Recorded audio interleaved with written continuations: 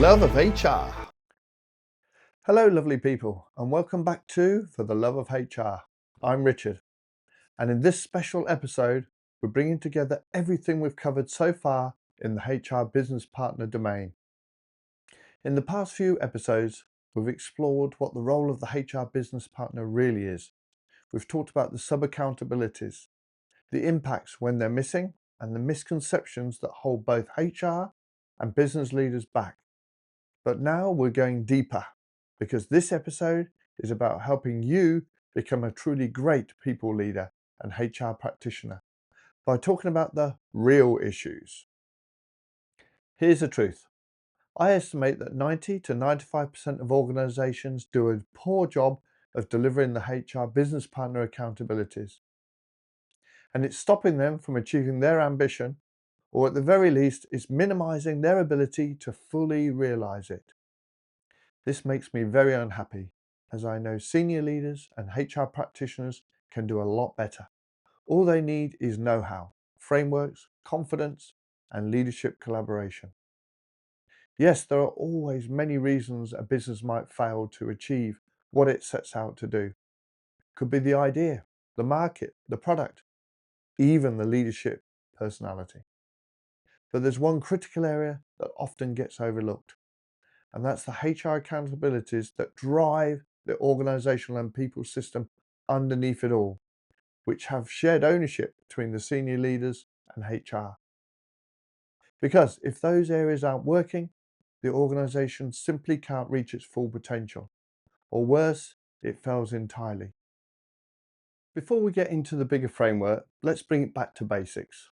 Because at its core, HR really has three absolute purposes. And if you only did these three things well, your organization has the potential to still perform. Firstly, pay people on time. Paying on time is the foundation. Rewarding fairly, consistently, and transparently so trust and stability stay intact. Protect employees and the company.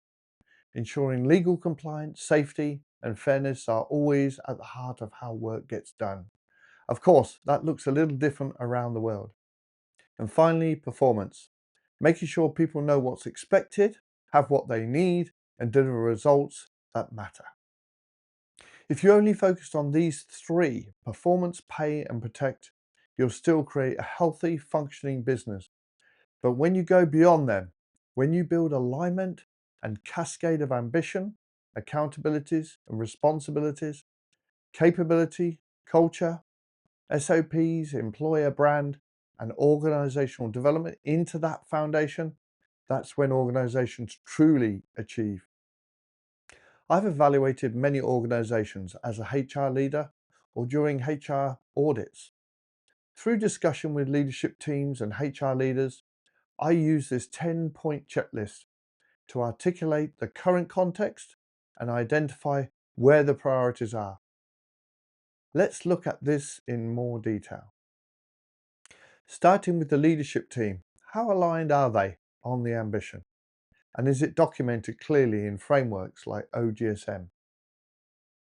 Has the ambition been cascaded across functions or departments, whatever terminology you use, and then down all the way to the levels that are appropriate, with all KPIs, objectives, or measures aligned? It's true, strategy drives structure. So is the organizational structure aligned to the ambition? Or is it historical or convenient? Are accountabilities and responsibilities clearly assigned across functions or departments, using, for example, RACI or similar models to define ownership and collaboration? Every position should be underpinned by a job description or profile aligned to the accountability framework, reflecting contribution, capability, and outcomes. With structure, accountabilities, and roles clear, is there a performance management system that cascades ambition into daily focus and leading indicators? Very important and often missing, is there an organizational capability development plan with maturity levels defined, tracked, and continuously improved? Are culture, behaviors, and beliefs, very important word, beliefs, aligned, reinforcing how success happens not just what it looks like. Our processes, SOPs and systems aligned so work flows naturally across teams. Is there a strong, consistent employer brand, internally and externally, refined and aligned to the organization's ambition, vision, and mission? And finally, are there metrics and feedback loops, a dashboard that drives continuous improvement and drives sustainable organizational development activities that are alive and adaptive? This is the blueprint for achievement. Alignment is the how, this is the system. Achievement is the what, that's the outcome. And it's the role of senior leaders and HR to keep both in motion, continuously, deliberately, and by design.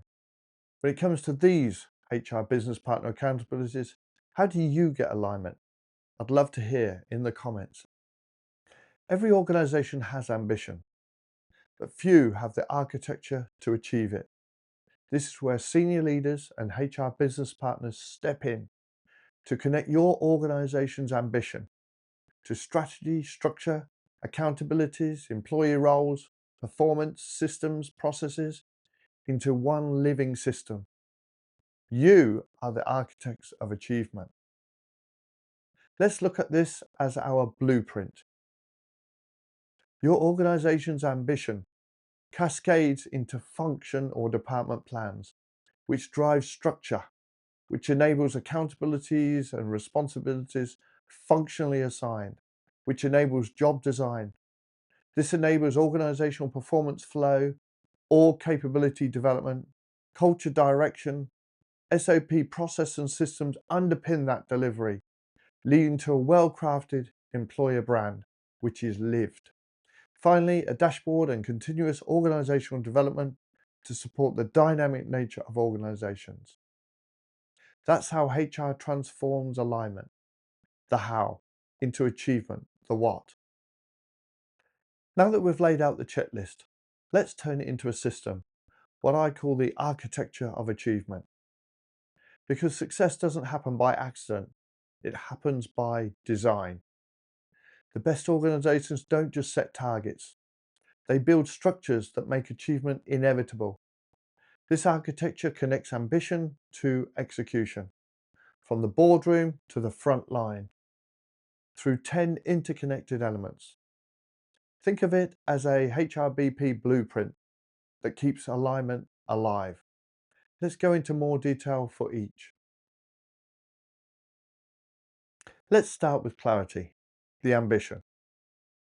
Every great organization starts with a clear, documented ambition, not a wish list, a structured framework like OGSM, objectives, goals, strategies, and measures. It defines the what. What are we trying to achieve? And more importantly, the how. What choices will get us there? The strategies. Without this clarity, every other system wobbles. This is the hub of the wheel. Everything connects back to it. Number two, we need to cascade the ambition from strategy to reality. Once the ambition is clear, it must cascade across functions or departments, down through levels and into daily work. The goal isn't just communication, it's connection. Every leader, team and individual should be able to say, I know how what I will do helps us achieve our ambition. That's not alignment for alignment's sake, it's alignment for achievement. Number three, align structure. Make form follow function. If strategy changes, structure must follow. Too many organizations cling to old hierarchies or legacy roles that no longer fit. Structure must reflect ambition, clear spans of control, connected departments, and designated accountability. Because structure defines speed and poor structure slows everything down. Number four, define accountability. Next comes accountability and responsibilities. Everyone must know their RACI, who is responsible, accountable, consulted, and informed. Without it, ownership blurs, decisions stall, and performance loses rhythm. Great organizations make accountability visible. They don't assume it, they design it. Role clarity, job descriptions that connect. We then translate accountability into individual clarity. Each position should have a living job description, not a file buried in HR, but a working document that links the role directly to the ambition. When done right, it's not just a list of tasks, it's a statement of contribution. Number 5, performance management, the flow system. This is where alignment becomes movement. Performance systems should cascade ambition into daily focus, connecting team goals to leading indicators and individual actions. When you get this right, performance becomes a flow, not a form. Okay, number 6, I love this one, but sadly, many organizations don't understand the importance of it. Capability and maturity development. Organizational capability is the fuel that keeps the system running. That means defining the capabilities the business needs, mapping current maturity, and building structured development plans to close the gaps. Without this, even the best systems stall, because capability is the engine that keeps alignment moving forward. Number 7, we need to embed the culture, behaviors, and beliefs. Culture is how strategy feels in daily life. It's the emotional architecture of achievement. When culture isn't aligned, values drift, collaboration breaks down, and people start building their own versions of how things get done. Intentional culture work means defining not just what success looks like, but how success happens here. That means aligning beliefs, behaviors, and ways of working, so every action reinforces ambition. Because culture doesn't form by accident, and as we all know, culture eats misalignment for breakfast. Number 8, process and system alignment. Even the best structures collapse if processes don't fit. Your workflows, systems, and SOPs are the arteries of execution. They carry the lifeblood of strategy through the organization. When they're outdated, duplicated, or unclear, energy leaks and progress stalls. But when they're aligned, when processes reinforce the ambition, work flows naturally across teams, friction drops, and performance becomes scalable. Aligned systems multiply energy, outdated ones drain it. Number 9, employer branding, reflected in reality. Your employer brand is the mirror of your internal reality. It tells the world who you are, not who your marketing says you are. When the internal experience and external message align, credibility compounds. You attract the right people, retain the best talent, and build advocacy that money can't buy. A strong employer brand isn't decoration, it's a performance multiplier. It reinforces pride internally and reputation externally, proving that the organization practices what it preaches. And finally, number 10, continuous evaluation and organizational development. Finally, we close the loop. Every system needs feedback to sense, learn, and adapt. Through metrics, engagement data, customer insights, and leadership reviews, we identify where alignment is slipping and where maturity is evolving. This is where organizational development comes alive, continuously realigning structure, roles, processes, systems, and culture to keep the system fit for purpose. Because in high-performing organizations, OD isn't a project. It's the heartbeat of improvement, the rhythm that keeps achievement alive. So that's the architecture of achievement. 10 connected elements forming one living system. When it's all in rhythm, leaders lead with clarity, teams deliver with purpose, and HR operates as the architect of alignment, not the administrator of activity. Because again, alignment isn't the goal, it's the how. Achievement is the outcome.